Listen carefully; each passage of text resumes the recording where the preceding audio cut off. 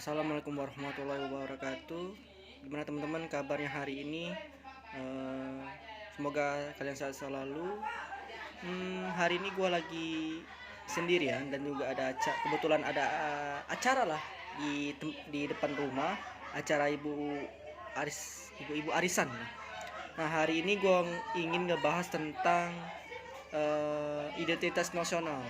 Jadi teman-teman setiap namanya di Indonesia itu, negara kita sendiri Indonesia itu mempunyai identitas nasional. Nah, jadi sebelum gua masuk ke pengertiannya dan contoh-contohnya dan apa saja sih yang termasuk di Indonesia itu, gua akan menjelaskan dulu apa namanya identitas nasional. Identitas nasional merupakan istilah yang terdiri dari dua kata, yaitu identitas dan nasional. Secara harfiah, identitas adalah ciri-ciri jati diri atau tanda yang melekat pada seseorang atau sesuatu yang berguna untuk membedakannya dengan sesuatu yang lain.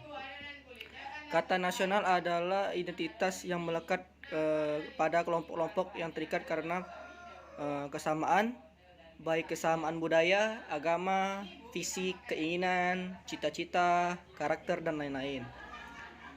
Identitas nasional adalah kepribadian nasional atau jati diri nasional yang dimiliki suatu bangsa yang membedakan bangsa satu dengan bangsa yang lain. Kalian tahu sendiri seperti Indonesia merupakan negara yang banyak budaya, banyak ras, banyak agama, dan lain-lain.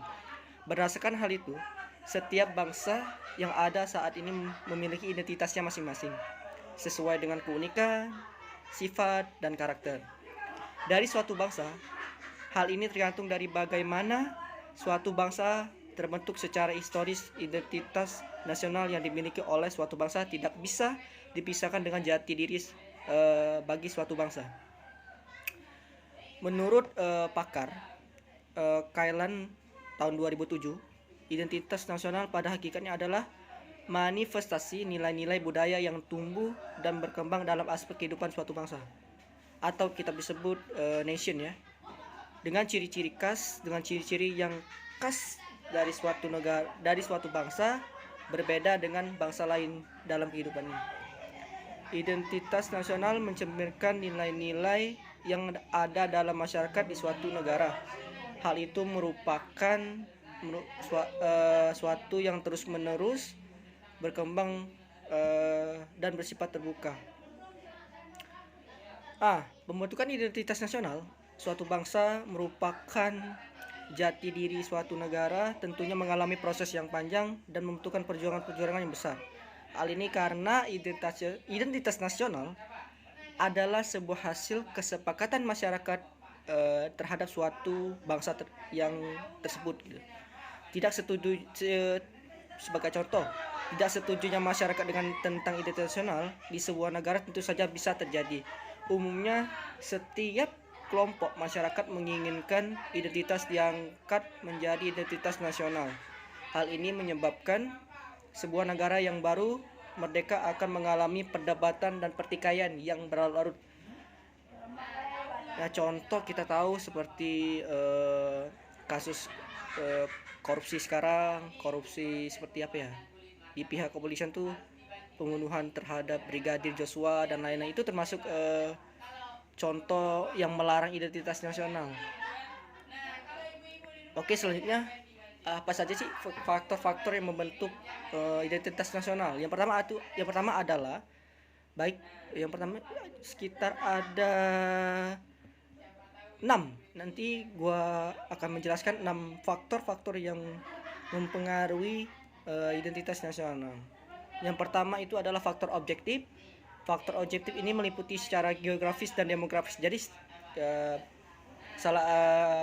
teman-teman sudah tahu juga bahwa Indonesia ini adalah negara demokrasi ya, yang kondisi geografi yang membentuk Indonesia sebagai negara kepulauan yang memiliki iklim tropis ya.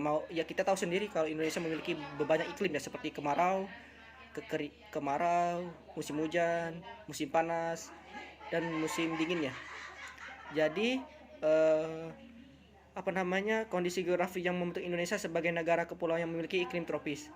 Indonesia juga terletak di wilayah Asia Tenggara. Hal ini mempengaruhi adanya perkembangan kehidupan ekonomi, sosial, dan budaya bangsa Indonesia. Yang kedua adalah faktor subjektif. Faktor subjektif. Faktor subjektif ini meliputi faktor sosial, politik, kebudayaan, dan juga sejarah yang dimiliki bangsa Indonesia. Kalau contoh sejarah tuh yang penting kayak Indonesia pernah dijajah Belanda dan Jepang tuh. Karena Jepang dan Belanda ingin mengambil sumber daya alam yang dimiliki Indonesia, karena sumber daya alam yang dimiliki Indonesia itu sangat banyak. Yang kedua, faktor primer. Faktor primer ini meliputi etnis, teritorial, bahasa, dan juga agama.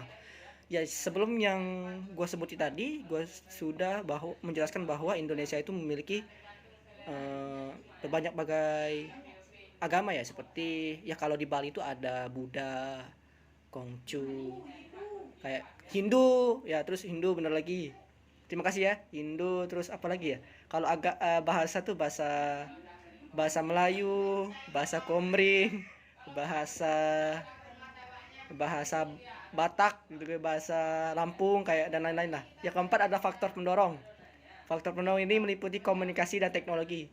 Ya, kita tahu teman-teman sekarang Indonesia yang mungkin bisa dikategorikan negara maju karena kita memiliki teknologi yang maksud saya yang day by day atau step by step tuh semakin meningkat kan.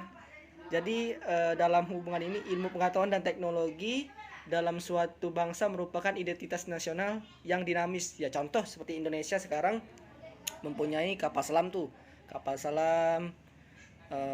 dan kapal perang ya. Walaupun kita membuatnya bekerja sama seperti negara Belanda dan Korea. Jadi Indonesia telah memiliki kapal selam, kayak memiliki senjata untuk tentara itu sudah memproduksi dalam negeri dan lain-lain. Faktor penarik. Nah, yang kelima ini faktor penarik. Faktor penarik ini meliputi bahasa, birokrasi yang tumbuh, dan sistem pendidikan. Bahasa Indonesia merupakan bahasa yang sudah ditetapkan menjadi bahasa nasional dan kesatuan nasional. Masing-masing suku yang ada di Indonesia masih tetap menggunakan bahasa daerah masing-masing ya. Contoh ya suku Gayo ya, suku Aceh itu ya mereka menggunakan bahasa Aceh gitu. Dan juga suku Lampung atau suku Sarawak yang dari Bengkulu itu ya mereka rata-rata kebanyakan yang saya lihat di YouTube itu mereka menggunakan bahasanya sendiri gitu, berdasarkan kabupaten dan kota yang mereka tempati. Yang keenam adalah faktor reaktif. Faktor reaktif ini meliputi dominasi, pencarian identitas, dan juga penindasan.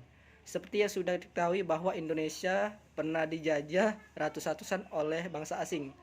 Hal ini mewujudkan memori bagi rakyat Indonesia, memori akan perjuangan, penderitaan, dan semangat yang hadir dan masyarakat untuk memperjuangkan kemerdekaan. Ya, seperti sebagai contoh ya, kayak saya kasih contoh, yaitu adalah Bandung Lautan Api. Nah, itu Bandung Lautan Api itu Indonesia pernah dijajah oleh Belanda hingga beberapa pahlawan kita itu mengungsi ya dan melarikan diri. Faktor-faktor di atas pada dasarnya merupakan faktor-faktor yang saya sebut tadi merupakan dalam sebuah pembentukan identitas nasional. Hal ini tentunya terus berkembang mulai dari era sebelum kemerdekaan sampai saat ini. Bangsa Indonesia dibangun dari masyarakat lama sehingga membentuk kesatuan dengan prinsip nasional modern. Maka dari itu dalam pembentukan identitas nasional sangat erat dengan unsur-unsur sosial, ekonomi, budaya, geografis, dan juga agama. Jadi dari unsur-unsur pembentukan identitas nasional, jenis-jenis identitas nasional bisa dikelompokkan dengan mudah, yaitu yang pertama adalah identitas fundamental. Istilah fundamental bisa diartikan sebagai hal yang pokok. Hal pokok ini menjadi penunjang berdirinya sebuah bangunan, ibarat membangun rumah, membangun jalan tol. Tentu hal fundamental harus kokoh, yaitu fondasinya.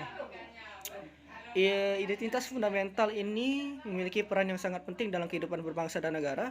Identitas fundamental meliputi dasar negara, falsafah, dan juga ideologi. Jika merujuk pada falsafah, dan dasar negara tentunya menunjukkan pada Pancasila. Pancasila yang terdiri dari 5 sila dan membuat hal-hal yang fundamental untuk menjadi pedoman dan kehidupan berbangsa dan bernegara. Yang kedua adalah identitas instrumental. Istilah instrumental bisa diartikan sebagai sebuah alat atau media. Identitas instrumental dalam identitas nasional adalah Undang-Undang 1945. Di dalam Undang-Undang 1945 sudah terdapat aturan mengenai instrumen lain sebagai nasional negara Indonesia. Hal ini meliputi sebagai contoh bendera merah putih, burung Garuda sebagai lambang negara, lagu kebangsaan Indonesia Raya, dan juga semboyan Bhinneka Tunggal Ika. Selain karena sebagai dasar dan ideologi negara, Pancasila juga menjadi salah satu 4 pilar kebangsaan selain Undang-Undang 1945, Negara Kesatuan Republik Indonesia atau NKRI, dan Bhinneka Tunggal Ika. 3, yaitu adalah identitas alamiah. Selain identitas fundamental dan instrumental, ada juga identitas alamiah. Berbeda dengan kedua identitas sebelumnya, identitas yang satu ini merupakan yang bersifat alami. Hal yang alami ini tercipta dari kuasa Tuhan Yang Maha Esa. Identitas alamiah meliputi negara yang berbentuk kepulauan dan juga ribuan. Ya, contoh negara Indonesia, kayak negara India, Brazil, Rusia itu adalah negara-negara kepulauan ya. Kayak juga Cina juga termasuk lah. Dan jadi itulah beberapa fungsi dari identitas nasional ya. Nah, fungsi identitas nasional itu ada beberapa struktur ya, ada beberapa konsep. Yang pertama itu adalah sebagai alat untuk mempersatukan bangsa Indonesia. Ya, kita tahu kalau Indonesia itu memiliki 34 provinsi dan 300 suku dan budaya ya Indonesia. Jadi fungsi pertama dari identitas nasional yang pertama adalah sebagai alat untuk mempersatukan bangsa sehingga kehidupan sosial dijalani bisa berjalan dengan aman dan damai. 2, sebagai landasan negara. Setiap negara pastinya memiliki landasan negara supaya bisa membuat suatu negara terus berkembang. Yang ketiga, sebagai karakteristik bangsa dan pembeda dari bangsa lain. Maksudnya, saya ulangi, sebagai karakteristik bangsa dan pembeda dari bangsa lain. Fungsi ketiga dari identitas nasional yang ketiga adalah sebagai karakteristik bangsa sehingga berbeda dengan negara lain. Jadi identitas nasional itu memiliki karakteristik. Yang pertama adalah satu, memiliki keinginan untuk merdeka. Yang kedua, persatuan dan kesatuan Indonesia. Yang ketiga ini adalah unsur-unsur identitas nasional Indonesia. Yang pertama itu adalah sebagai contoh, kita memiliki negara yang berlambang yang berwarna merah dan putih. Satu, bendera Indonesia. Yang kedua, bahasa Indonesia. Yang ketiga, lambang negara Indonesia, yaitu adalah burung Garuda yang berisi 5 sila Pancasila. Ada lambang bintang, rantai, padi dan kapas, pohon beringin, dan banteng ya, kayak banteng gitu. Dan lagi itu ada semboyan bangsa Indonesia yang sebelumnya saya sebuti. Yang kelima adalah lagu kebangsaan Indonesia seperti Indonesia Raya, dan juga Indonesia memiliki lagu-lagu bahasa ya, seperti Ampar-Ampar Pisang gitu, kayak lagu Cuk Nakdin, kayak lagunya kalau di Palembang tuh ada namanya lagu apa sih namanya, Cuma Elang dan lain-lain gitu. Yang keenam adalah dasar falsafah negara. Pancasila menjadi falsafah negara Indonesia. Yang ketujuh ada konstitusi negara. Nah, kita tahu negara Indonesia ini negara yang memiliki hukum ya, memiliki Undang-Undang Dasar 1945 menjadi konstitusi atau hukum dasar negara Indonesia. Yang ke-8 ada bentuk negara Indonesia. Kita tahu kita adalah negara yang memiliki kepulauan besar, memiliki beberapa budaya, beberapa suku dan bahasa. Yang ke-9 adalah sistem Indonesia. Sistem pemerintahan yang digunakan di Indonesia itu adalah sistem demokrasi. dengan sistem yang menjunjung kedaulatan rakyat. Sampai saat ini sudah disepakati bahwa Indonesia tidak akan melakukan perubahan identitas sebagai negara kesatuan. Contoh untuk penutupan yang saya jelaskan hari ini, saya memberikan contoh identitas nasional. Pada dasarnya ada banyak sekali contoh-contoh identitas nasional di Indonesia. Baik, yang pertama adalah Pancasila adalah dasar negara Indonesia. Yang kedua adalah bendera merah putih merupakan bendera melambangkan persatuan karena mempersatukan bangsa Indonesia yang sangat beragam. Yang ketiga adalah lagu Indonesia Raya sebagai lagu kebangsaan Indonesia Raya sebagai lagu kebangsaan Indonesia. Yang keempat adalah Bhinneka Tunggal Ika dari bangsa Indonesia. Yang kelima adalah burung Garuda adalah lambang negara Indonesia. Jadi sekian itulah yang bisa saya sampaikan teman-teman. Semoga kalian bisa mengerti. Sebenarnya saya yakin bahwa masyarakat yang ada di Indonesia itu telah memahami identitas nasional. Bahkan identitas nasional ini sudah melekat pada dirinya, tapi kebanyakan masyarakat Indonesia ini belum menyadari gitu. Yang seperti saya jelaskan sebelumnya. Baik teman-teman, terima kasih. Saya tutup hari ini. Terima kasih teman-teman sudah menonton atau mendengarkan dari video dari saya. Semoga bermanfaat. Bye bye, see you teman-teman.